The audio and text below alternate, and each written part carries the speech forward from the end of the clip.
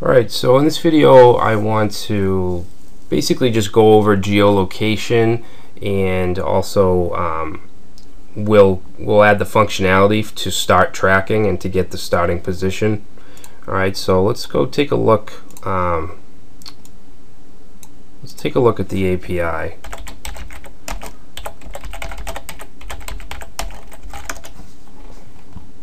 Well, I don't know why this browser does this, but it does.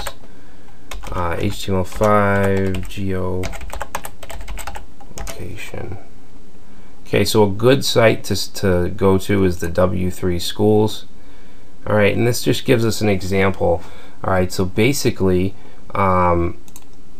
we have a function called getLocation. Alright, so in our case it's going to be start tracking, and we're going to test to see if the browser allows geolocation. Okay, so it's very easy. If navigator.geolocation, alright, so if it is supported, then it's going to call this navigator.geolocation.getCurrentPosition function. Alright, and this is going to take a callback function called showPosition, or whatever you want to call it, and it'll also take an error callback as well if there's some kind of error. Alright, in this example they don't have the error because it's optional, but we will be using it. And then if it doesn't support it, then it's basically just gonna spit out this text that it's not supported. Okay, so the callback, the show position callback, is down here. Basically you pass it this position parameter, and then you can use that object, that position, to get the latitude and the longitude. Okay, so that's basically it for the getCurrentPosition API. Alright, so down here is an example of an error callback. Alright, so basically there's a few different scenarios where you may get an error. Okay, so one is that the permission is denied, so that if the user gets asked if they want to allow their location and they say no, then this is going to run. Basically it's just going to output a message. Okay, same with position unavailable. For some reason it can't find it. If it times out, and then if there's some kind of unknown error. So those are basically the four scenarios where you would get an error using this API. Okay, displaying the result in a map. Okay, we're not going to really do this right now, so we can skip that. Let's see. Okay, so the watch position is what we're going to use to keep watching where we're going, and to kind of track where we are. Alright, so that uses a success and error callback as well. In this case we're using a callback called showPosition again. Alright, and in that function it's the same thing. You can use the position object to get your latitude and longitude, but it updates as you move. Okay, so that's the watch position API. So that's basically it. It's pretty easy, and it's pretty amazing when you take into account what you're actually doing, monitoring somebody's movement, and there's such a little amount of code to do this. Alright, so let's get started with the dynamic functionality of our app.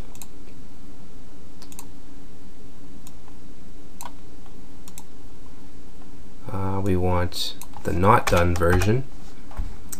Alright, so if we go into script.js, so we're going to need to set some global variables. One is going to be called start POS. Okay, so start position, which is going to be where we start from.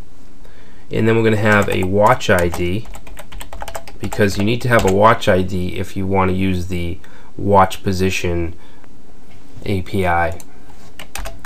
Alright, so our first function is going to be start tracking.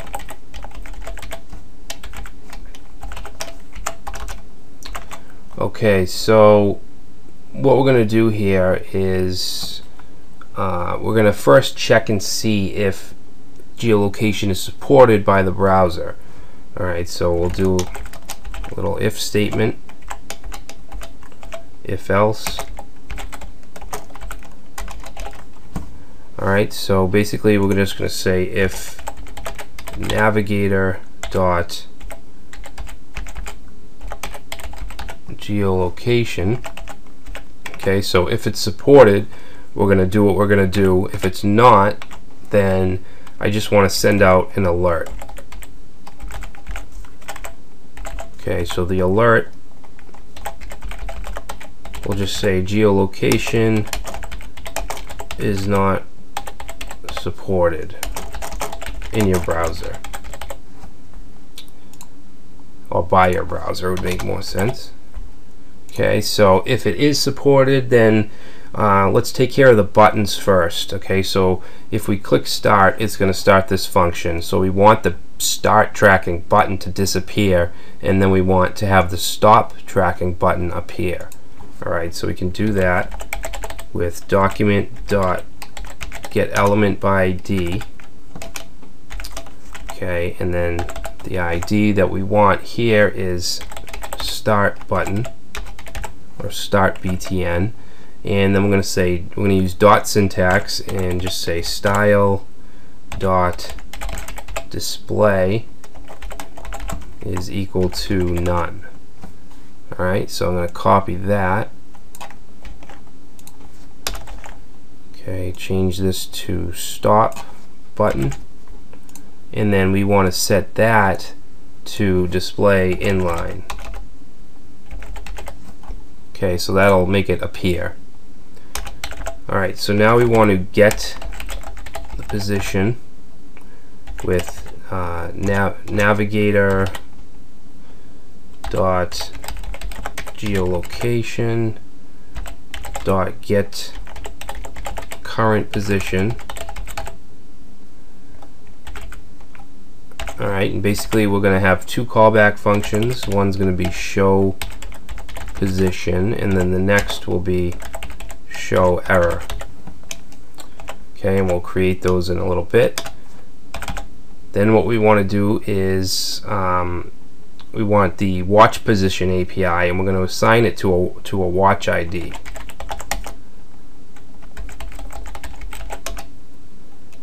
Okay, so I'm going to say watch ID navigator dot geolocation dot watch position, and then that's going to also take two callbacks. So I'm going to call this one show position update, just to differentiate it from the show position callback. And then the error is going to use the same error callback. Okay, so show error. Alright, so that's basically it. That's what we want to run when we click start tracking. So let's create the show position callback.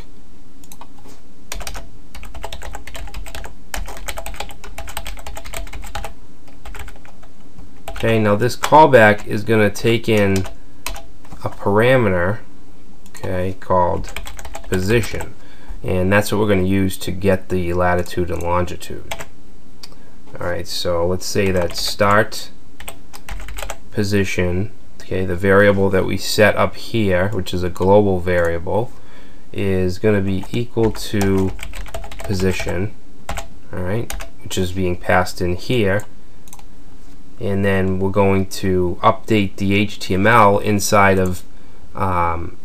of here. Okay, so the acquiring latitude and longitude, we want to change that to the actual position, to the coordinates.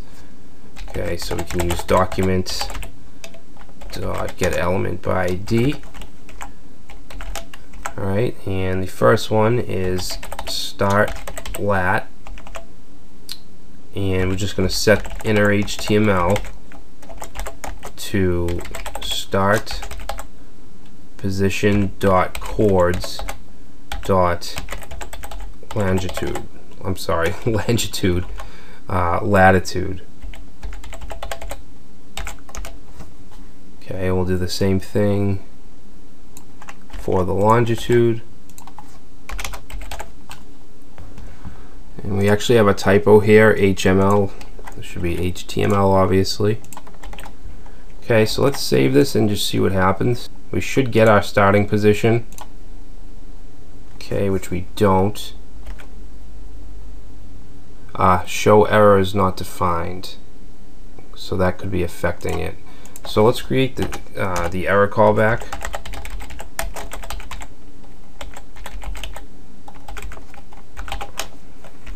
And that's going to take a parameter that we'll call error.